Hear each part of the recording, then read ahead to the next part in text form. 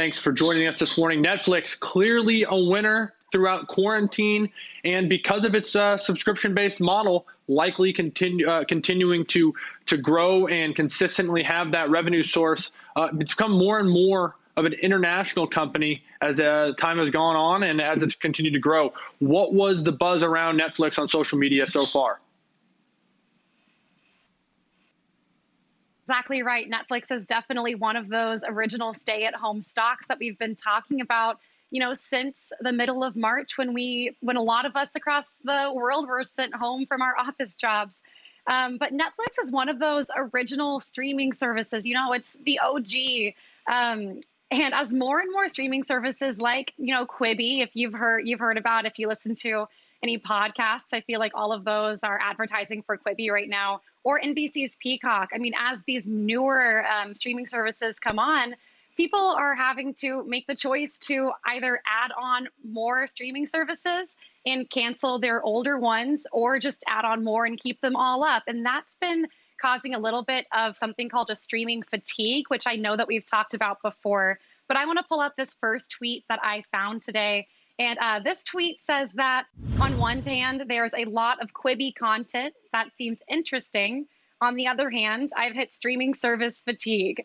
So here, I guess the question is whether or not Netflix, or I guess how Netflix is positioned in the face of streaming service fatigue. I mean, as one of the original streaming services that people pay for every month, the question is whether or not they will keep Netflix up and ignore the newer streaming services, or whether they'll adopt the newer ones and cancel Netflix. But I want to move on to the second tweet that I found today. And this one talks a little bit about just, boredom with watching Netflix in general right now. And this tweet says that he thought the answer to my boredom would be a Netflix subscription, but I was wrong. So at Netflix's last earnings call, the company said that they expect to add half as many new subscribers for its current quarter. I believe we're in the third quarter right now for Netflix, versus what Wall Street was expecting. I believe Netflix said it expected to add about 2.5 million new subscribers, whereas Wall Street expected about 5 million. And the reason for that slow growth, Netflix said, was that it's as consumers get through the initial shock of COVID and social restrictions that they expect to, add on fewer and fewer new subscriptions. And I'm wondering here, I mean, are people tired of watching TV as the months go on, that we're all stuck at home? Are people finding new hobbies versus just adding on to Netflix? But Kevin, I want to ask you too, what with college football being canceled in the fall, do you think that Netflix will have this, heightened subscriber base as these fans of college football have to go somewhere else for their entertainment? Well, there will be competition for eyeballs, Evelyn, absolutely, and a big void. Now, only some of the college football conferences have canceled, but it's starting to cascade and roll towards at least the college football season being pushed back to the spring. So you're right, Evelyn. They're going to be competing for eyeballs. And I think the key for people not being bored with Netflix is something new. I think new content is what's going to bring people back to Netflix and keep them there. But the stock shows it. Some of the data that you just read shows it. People are they've been forced to watch TV for the last 3 or 4 months. And so when that ends, and we all hope it does end, they're going to be doing anything but that. But summer's almost over. That leads to fall, that leads to winter. And if sports don't pick up in a big way, Netflix demand will still be there, everybody. Yeah, and guys, I think Evelyn really nailed the question, I think, is if you're looking at other streaming content, if you're looking for activities, does that mean you cancel your Netflix subscription, or is that one that you always just have month to month? That's the question we got to find out. And I think that's the most important one going forward for Netflix, as they've really grown their subscription base. But hey, Evelyn, we got to run. Good stuff as always. Evelyn Baker, TD Ameritrade Network contributor. As we say goodbye to Evelyn, we want to welcome in Megan Brantley, the VP of Research at LikeFolio.com. And Megan, maybe you will be able to answer this question a little bit clearer based off what you're seeing from some of the LikeFolio data. Is Netflix number one? Is it staying number one? And if people are getting some of that streaming fatigue, is Netflix one that they're canceling?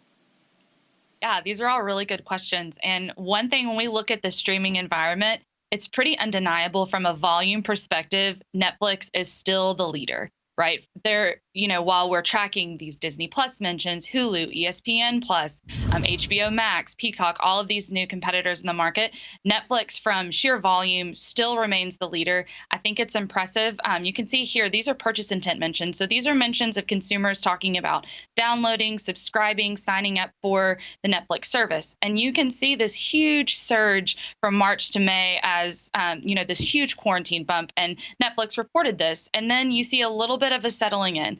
And so I think that this is clear. Netflix said that there was a little bit of a pull forward effect going on. We're definitely seeing this as purchase intent kind of settles in from that COVID high.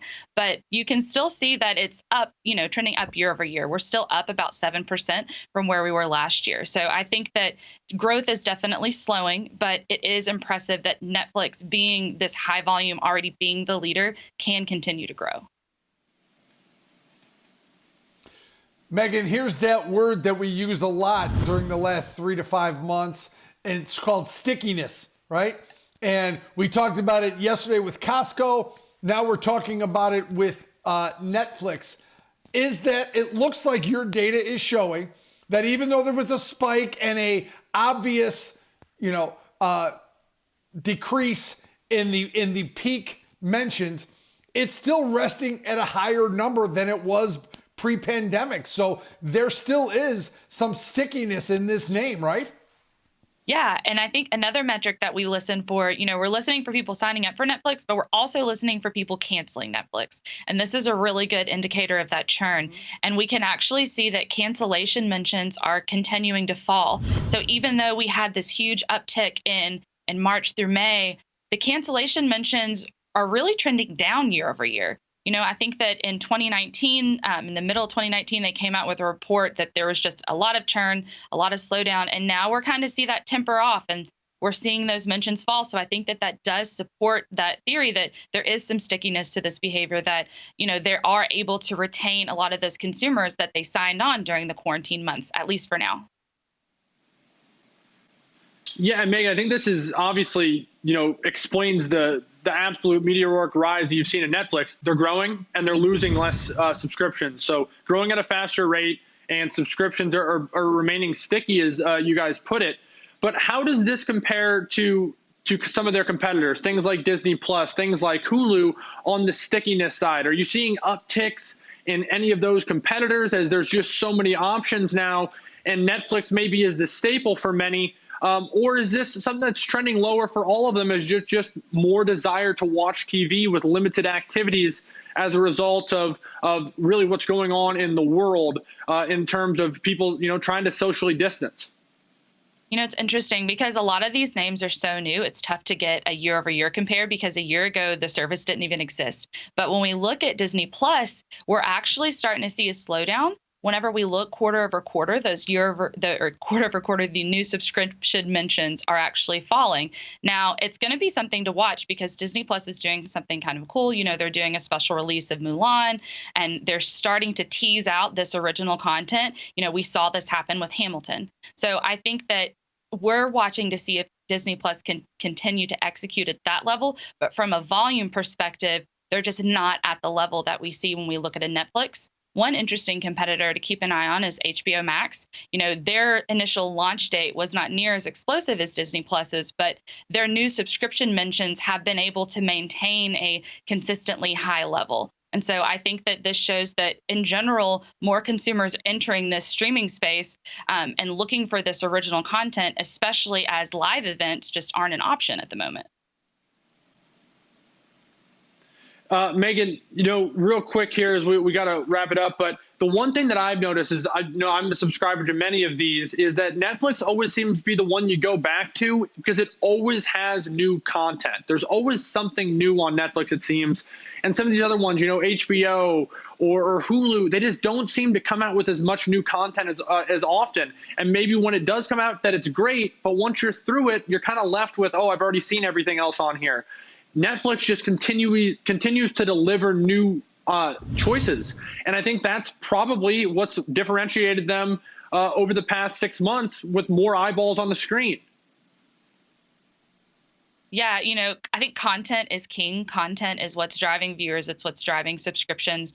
Netflix has done a good job with this in summer. We're watching significant uptick for Umbrella Academy, Selling Sunset, Peaky Blinders. So I think that they have a lot of different original content series that consumers are latching onto. So really, it's just a matter of can they continue to pump out this original content in a profitable way.